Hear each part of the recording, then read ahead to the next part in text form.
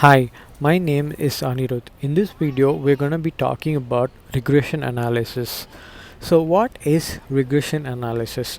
Regression analysis is one of the most commonly used statistical methods to estimate the relationship between a dependent variable and one or more independent variables. Regression analysis is also used to assess the strength of relationship between the variables.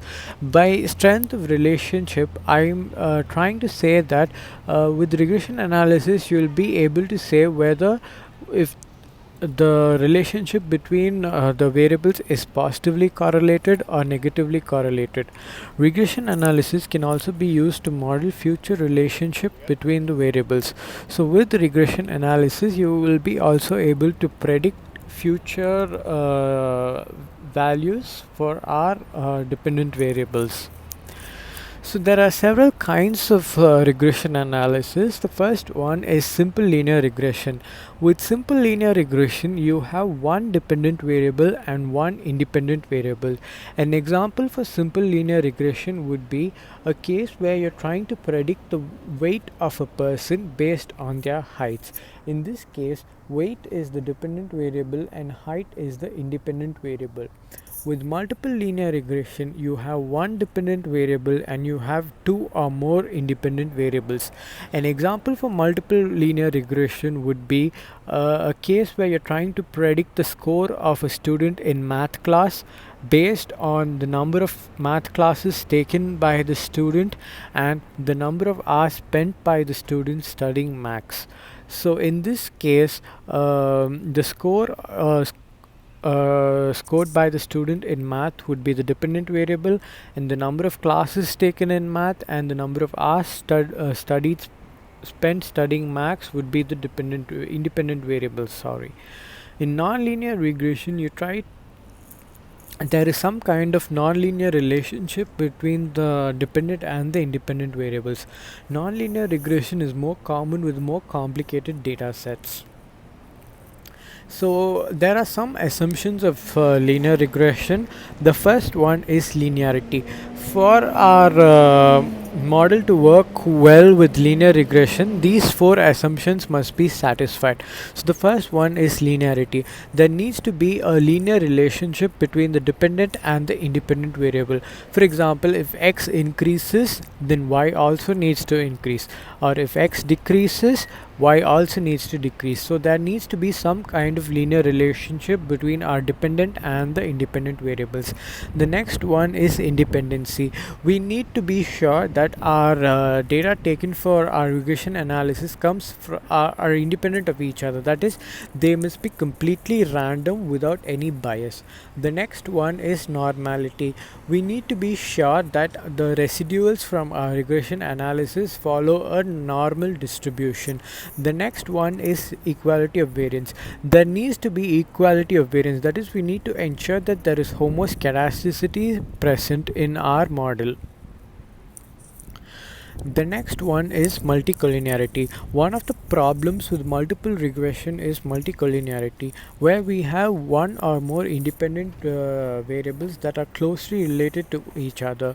With multicollinearity, we have two independent variables that are measuring the same thing. So the problem with multicollinearity is that these variables have an impact with our dependent variables, and it is difficult to assess the true relationship between our dependent and independent variables. As I said, our independent variables are highly correlated with each other in multicollinearity, so it is important to check before performing our regression analysis to see if our independent variables are highly correlated with each other or not. If we have multicollinearity present with our independent variables, then it is advisable to take one of these variables for performing our regression analysis, because if we have two or more variables that measure the same thing with respect to our dependent variable, then we will have misleading results, and it is difficult to assess the true relationship between our dependent and the independent variables. So moving on to overfitting. So what do you mean by overfitting? Overfitting occurs when our model fits our training data set too well. our model works too well for our particular data set. Because of this, our model may fail to predict new data or future data more reliably. Because of overfitting, our model will lead to misleading results, and because of this, we may have misleading interpretations as well. So it is important to ensure that our model does not overfit. Because of overfitting, we can also have misleading r square values. R square value is nothing but how it measures how much of the variation in our dependent variables is explained by our independent variables. With overfitting, we may have misleading r square values as well. So it is important to assure that our model does not overfit our data set. So here we have a simple R program that demonstrates the simple linear regression model. So with this data set, what we're trying to do is, the first step is we are trying to load our data set. This is a sample R program to load our data set. So first I'm reading the Excel file into a variable called as miles, and then the next step is I'm making all the column names of miles to lowercase, and then I'm just viewing our table miles. So this is how our data set looks like. In this data set, we have the airport, origin airport, the destination airport, and the miles taken from the origin to destination, and our fare values for our origin and destination. So this is how our data set looks like. The next thing is we are trying to build a simple linear regression model. So here with miles out, I am building a regression model where fare is our dependent variable and air miles is our independent variable. So this is the result of our regression model. So as you can see, we have an intercept value of 77.37 and our R miles value is 0.07. We can see that a multiple R square value is 0.49 and our p value is less than 4.9 into 10 to the power of minus 7.